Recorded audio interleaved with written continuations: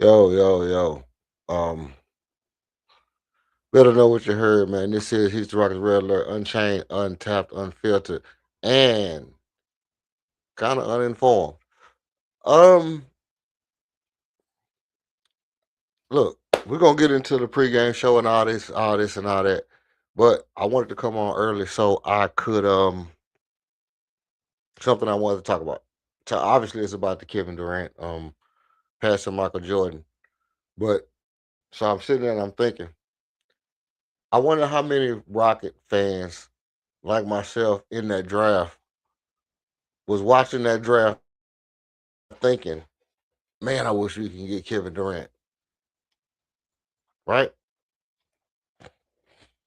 I was obviously there chilling with my pops, and the whole time in my mind, I'm saying, hey, man, I wish the Rockets could move up and get Kevin Durant. And it's crazy because I remember, again, I always talk about when James Harden was here in Houston and Kevin Durant went to Brooklyn. I was thinking about, man, we finna get Kevin Durant after wanting to draft him and all this and that. And then when it came around this time, it felt like when we finally got Carmelo, or when we finally got Chris Paul, it just felt like it was just like, you know, it's cool, it's cool. I'm glad we got him, you know, but but you know, watching him do the things he's doing in the Houston Rockets jersey, it don't change,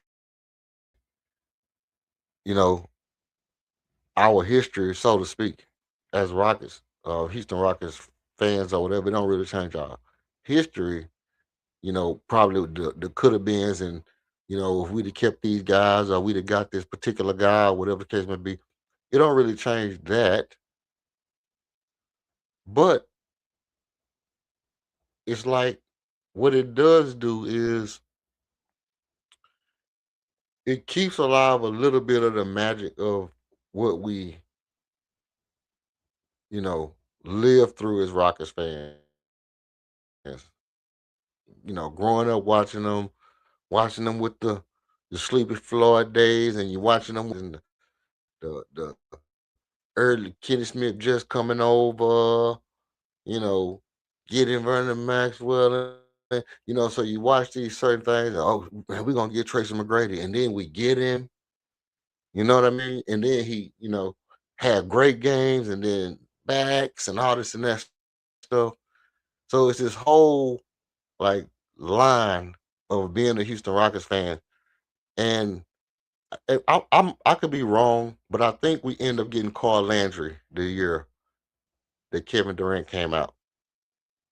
And I remember being there, and I'm like, man, we can't trade our pick and trade some of these players and move up and get Kevin Durant. But I said I had to say this: I wasn't blown away when we got him. I was glad we got him, but I wasn't blown away. But to be, you know, a witness, to be able to witness a Houston Rocket pass Michael Jordan and actually be known as another one of the all-time great scorers, wearing a Rockets jersey, you know, I was glad to be there. I was glad to be watching it. It's moments in the game where time don't pass. You know, it kind of it kind of flipped into something totally different, right? And so Saturday night it wasn't like just any other game or any other Kevin Durant wearing a Houston Rockets jersey surpassing Michael Jordan.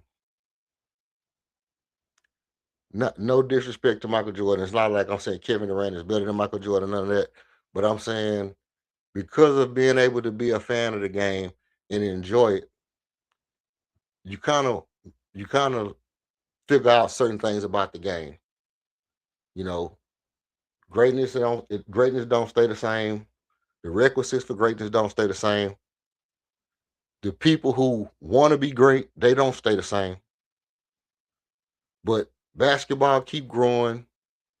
You know, the standard for greatness keep growing, and the people who strive for greatness keep growing. It's being a fan and witnessing a great player strive for greatness wearing the Houston Rockets uniform. You know, I don't I can't be a part of the basketball is dying, basketball is dead group, because even though we got the rig stuff and the betting going crazy, and you can't keep up with who's supposed to do what it is. It always seems like something don't make sense, but you still get to witness great things happen, um, and see how people strive to be better. Keep rewriting history. Keep trying to be untouchable. Keep trying to reach new heights. Even though I grew up, you know, being a large one fan and watching Jordan and this and that, it's still good to see that the Rockets is evolving and being able to put out a good product, you know. Um, and shout outs to KD, man, for what he did. We're gonna get right into the pregame show and this, that, and the third. And I just wanted to talk about that overall because you really think about it. If 500 more games, LeBron has played 500 more games than Kevin Durant. You know, if Kevin Durant played 500 more games, which is a lot of games, mind you, you know, would he pass LeBron James? It wouldn't take 500 games. It would take like 300 games. So maybe like 3 years. LeBron was to retire now, and Kevin Durant played 3 years. He probably would pass LeBron. That's a that's what I was thinking about. Like Kevin Durant probably still could pass LeBron if LeBron retired and he played for another 3 or 4 years. He scored over 1,000 points, and he's. I mean,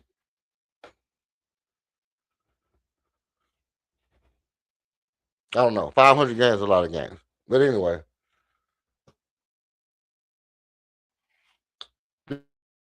this is the I don't know. Just in let's get directly into the game for the night. The Rockets do play the Chicago Bulls. I actually thought KD was going to not score the 25 and score the rest of it in Chicago. I was glad that he went ahead and got it in the game that we needed in Miami. Just goes to show, playing the game the right way, because he could have did it for history and did it in Chicago. You know what I'm saying? He could have did that and we could have lost the game. But he sacrificed that moment for the team. That's another thing I want to point out if I didn't get to point it out. Um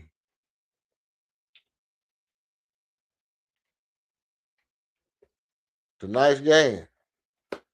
Houston and Chicago Bulls, you know, mid range, physical, athletic, and they like the half court offense. The Rockets, pace, scoring, and physicality. Um, what we don't want to do, get dragged in the slow ball. We'll talk about that in a little while. The keys to the game, high alert keys to the game is are play fast. You want to play fast? Yes, they have guys who are young and athletic, but I don't think they can keep up with our pace, and I don't think they can make decisions as fast as we should be able to make decisions with the guys we have on our team. So you want to play fast and force them into bad decisions defensively. You want to attack early, not Robert early, but early in the clock. Yes, I know that if we miss shots and they score shots, they can beat us, but I don't think they can hang with us rebounding. So the other thing is we want to space the floor. You want to space the floor, attack early. Look at that white thing around it. You want to space the floor, attack early, and play fast. That's going to keep them off balance. Um, Putting them in a situation to where they have to make decisions on defense. They got to show me that they can outthink our offense. They got to show me that they're mentally capable of beating us. So you want to space the floor. I should have put space the floor in the middle, and you want to attack them early and often.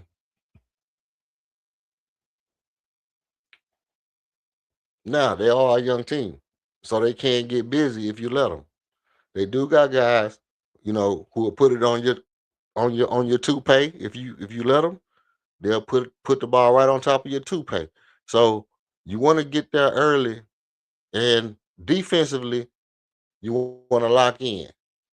You want to limit the mid range. You want to limit the mid range because, as you know, bouncy ball,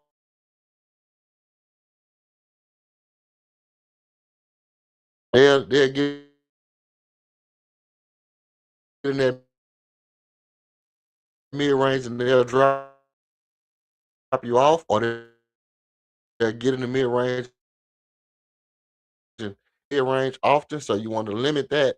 Make jump point shooters. When they miss a shot, you cannot let them get offensive rebounds because we're looking to put them in bad conditions. But if you let them get missed shots and rebounds and putbacks, that's how they build up confidence. And you need to stay attached to the backboard and get the rebound. The other thing is, again, no easy buckets. And how do you keep them from getting easy buckets? You make sure that you understand the game plan. You watching film. You know that you got one or two guys that will shoot the three, but you got these guys that really want to get to the basket, and they will play as a team. They don't have to hog the ball. They got guys who will get you 8 or 9 assists because they like to share the ball. So you got to make sure that you are communicating. You protecting the rim, hand down, man down. You know, put the vapor rub on your armpits and make sure you do not put your hand down and contest every shot. So those are the high alert keys to the game. And this is the matchup overcap. The overview is pace versus control. And that's just what it is. Those guys like to tat, tat, tat, get to the mid range, pick you apart, you know, and get backdoor cuts and stuff like that. And we want to pick up the tempo and shoot with pace and start getting ourselves operating like a well-oiled machine going down this 5 game away stretch and then on into the playoffs.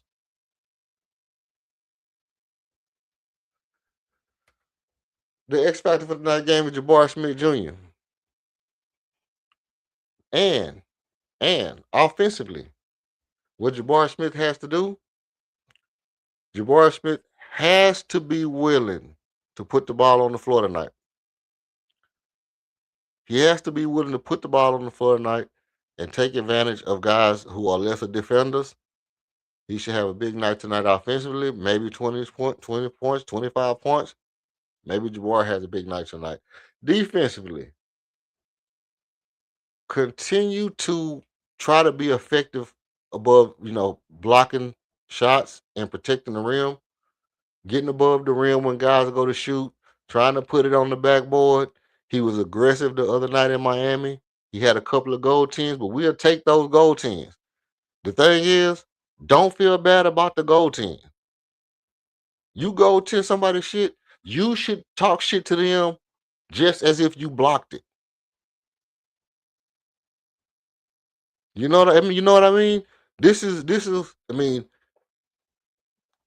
there's not the most important thing, but this is my mind frame. This is my psyche.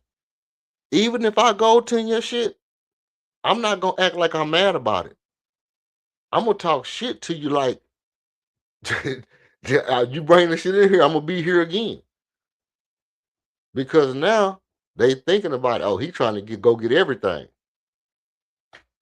But if you, damn, I go to it, I didn't get there in time.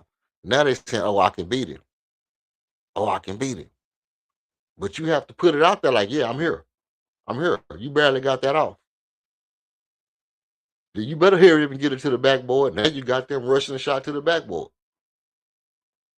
But you can't hang your head. I mean, this, defensively. And then on the boards, he has shown excellent timing when he's on the board. Obviously, he's at the 3-point line a lot. But follow your shot on shots tonight, because you shoot in the mid range, and we all know when you shoot in the mid range, the ball will bounce back out. So you will be able to get offensive rebounds if you just remember when you're shooting in the mid range to follow your shot. Those balls are going to bounce back out right back to the mid range, and you can start to pick up your offensive rebounding a little bit. And those are the keys to the X factor, keys to the game. Again, for Jabari Smith, who's going to be the X factor for the rest of the year unless something different happens. Okay, the game feel, like I said, the Bulls want to be slow, the Rockets want to be fast, and it's going to be about X and O's. And at the buzzer tonight, my final prediction, the Rockets will take this game 124-108 versus the Chicago Bulls. And that's how it is. That's what I think about it. Tell me what you think about that in the. I appreciate everybody for pulling up. Please hit the like. So if you can get the content, it'll remind you when I'm coming on. You can come on early and catch it. Or, just support the content. Just support the content because it's always growing, and every show needs a spark. And for us, you are it. Not gonna run a commercial tonight. I appreciate everybody coming. You better know what you heard. This is Houston Rockets Red Alert, Unchained, Untapped, Unfiltered, and out the door. I'm your host, Hope Champion, and this has been another exciting edition of Red Alert Rocket Zone. If you haven't already, make sure to like and subscribe so you don't miss any of the great things we have coming your way. Want to jump into one of our one-on-one debates? Email us at redalert.rocketzone@gmail.com. We'd love to hear from you. While you're at it, head over to the website and check out the KG1 merch. And if you want to show support or buy us a coffee, you can send it through Cash App, $6KG1. We truly appreciate your support because every show needs a spark. And for us, you are it. So come back again and blast off with Red Alert Rocket Zone. Another night, another stat I can't defend. Another hope, our hope never ends. Every loss feel like deja vu, but every win reminds me why I do. The lights fade, but the passion don't. The city fans got pushed back for the smoke.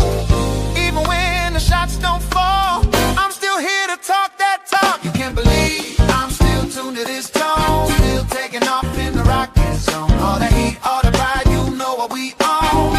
Yeah, welcome home to the Red Alert Zone. We're gonna break it down like how to break down the zone. He is an alien man, Mike calling on the phone.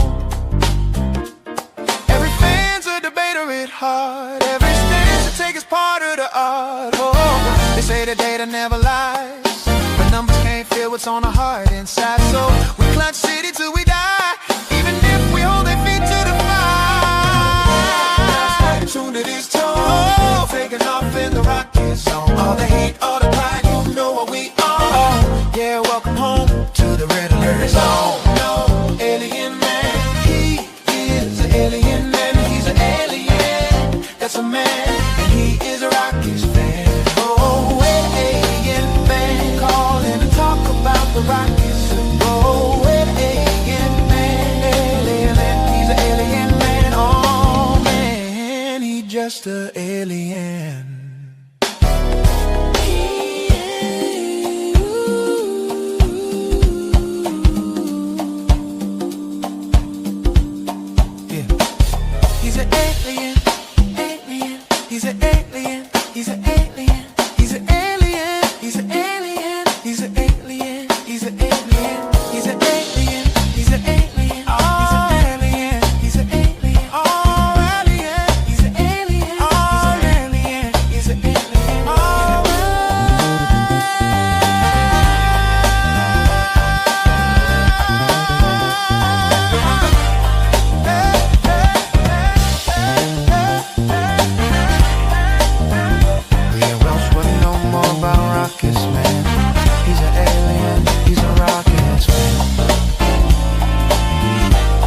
would know more about rockets than alien man, area 51 do.